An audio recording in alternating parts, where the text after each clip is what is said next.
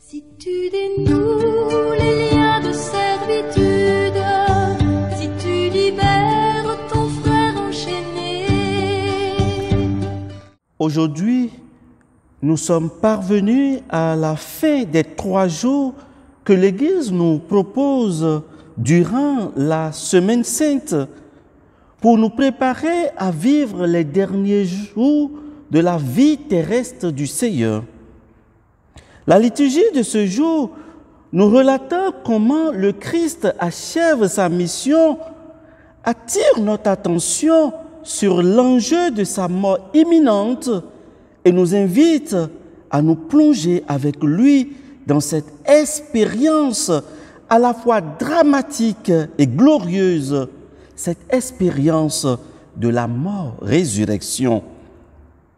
Dans cette expérience, frères et sœurs, nous sommes appelés à découvrir et à méditer non seulement sur la complexité et la subtilité du mal, mais aussi nous sommes appelés à découvrir l'immensité de l'amour de Dieu.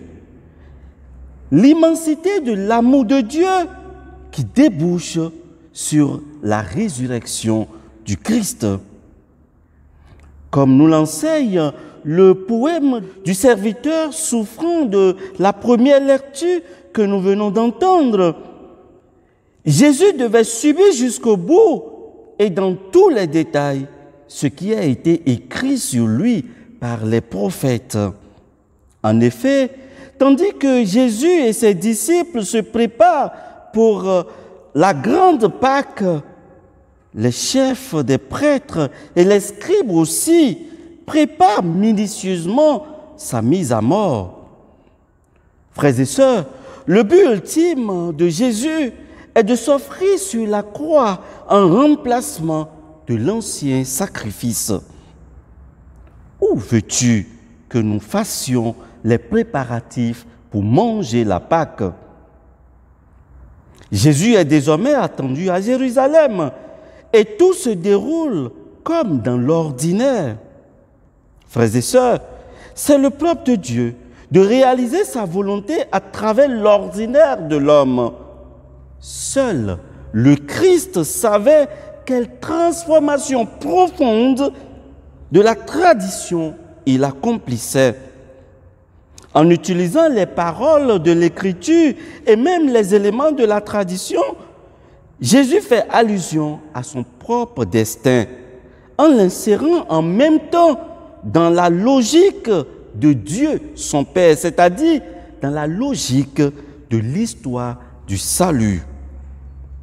Le Fils de l'homme, dit-il, s'en va comme il est écrit à son sujet. Frères et sœurs, dans la trahison de Judas, Jésus fait l'expérience de l'incompréhension, de l'infidélité au sein même du cercle de ses amis les plus intimes. Mais, dans sa miséricorde, Jésus, en prenant sur lui la trahison de Judas, assume non seulement la trahison de tous les hommes de tous les temps, mais aussi la souffrance et la peine qui dérivent du fait d'être trahi. Frères et sœurs, Jésus supporte jusqu'au bout la misère de l'histoire humaine, selon la volonté du Père, afin de nous arracher au pouvoir de Satan. Bien chers frères et sœurs, pour que les 5 semaines de privation et d'entraînement au combat spirituel que nous venons de traverser nous rendent assez forts pour lutter contre le mal et nous arracher au pouvoir de Satan, entrons avec le Christ dans ce triduum pascal afin de recevoir par lui, avec lui et en lui la grâce de la résurrection. Amen. Dans le combat, courage.